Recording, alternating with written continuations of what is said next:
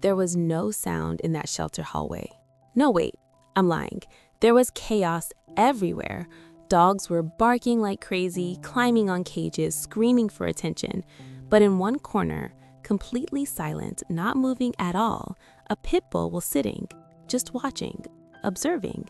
Those eyes pulled you in.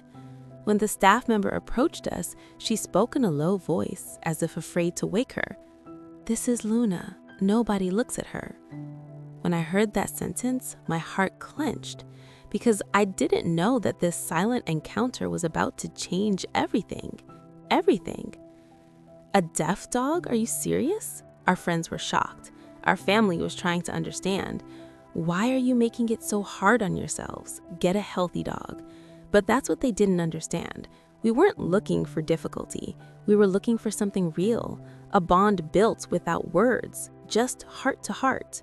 When we walked into that small family shelter in San Francisco, we heard Luna's name, and our life's trajectory broke at that moment.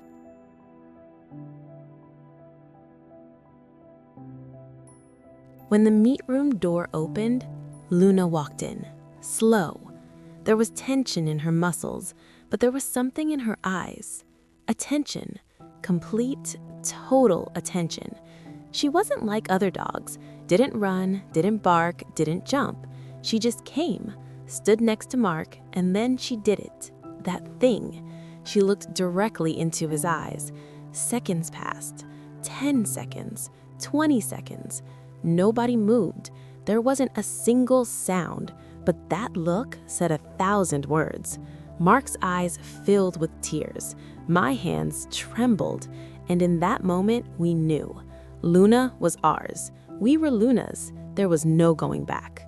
I still see you haven't subscribed. You know what? That really makes me sad, because Luna's story is just beginning, and I want you to be with us on this journey.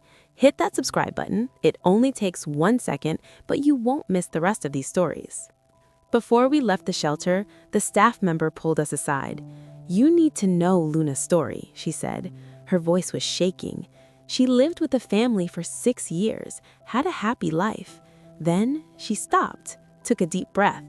The family lost their home, moved to a rental. They didn't accept pit bulls. They had to leave Luna here. 6 years. They'd spent 6 years together, and then she was just abandoned. But the most shocking part hadn't come yet. Whoa, you saw the bus? "What about her deafness?" I asked. The staff member swallowed hard. "That goes back further. When Luna was a small puppy," she stopped, her eyes filled. "Someone hit her on purpose. The world spun." "What?" Mark's voice cracked.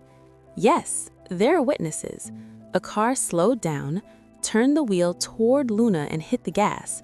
The vets call it a miracle, but her ears were completely damaged. She'll never hear sound again." Something broke inside me in that moment. Who could do such a thing?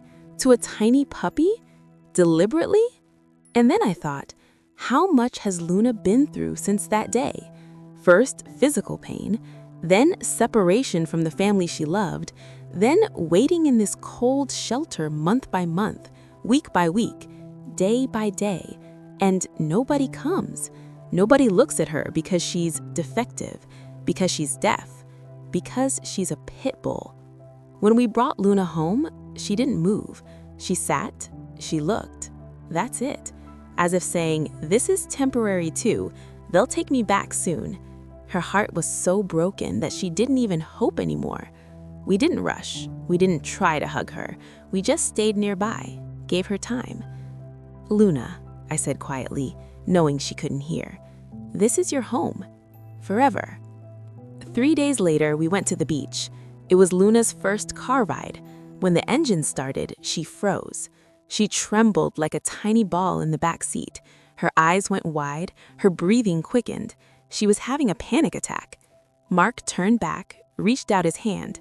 Luna hesitated, but then, very slowly, she touched her nose to Mark's hand.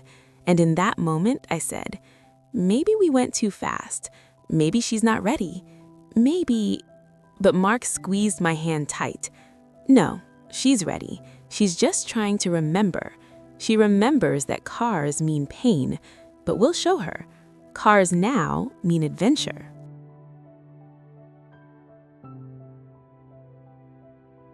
Three years have passed. Now, when we grab the keys, Luna's already at the door, her tail spinning like a helicopter. She can't bark, but makes the sound, huh, huh, huh.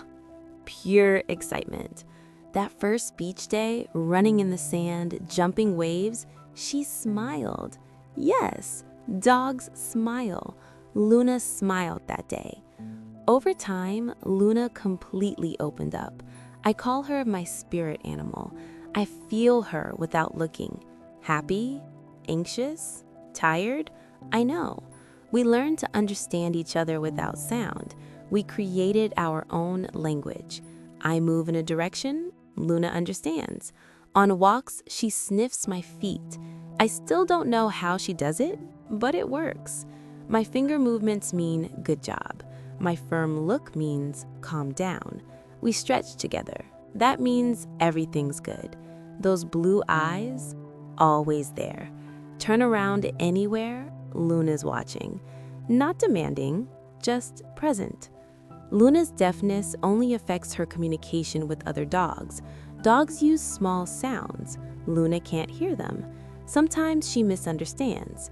A friendly dog approaches, but Luna doesn't know. She gets scared. Being close to us gives her confidence, but she doesn't always want touch. We respect that.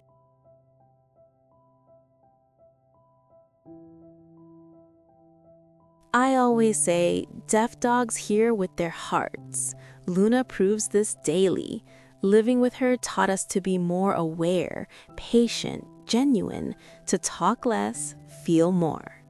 I don't think I could live with a non-deaf dog again. Luna is that special. But I want to ask you, would you adopt a deaf dog, or is it too difficult? Write in the comments. This discussion matters. Maybe you could give a Luna a chance too. Luna's story taught us love doesn't speak with sound, it speaks with presence. That deliberate hit, that pain, that separation, those shelter days. All in the past. Now Luna runs to the beach every morning, sticks her head out the car window with joy, melts our hearts when she looks at us. We thought we changed her life, but the truth is, she changed ours. It was Luna. Always Luna.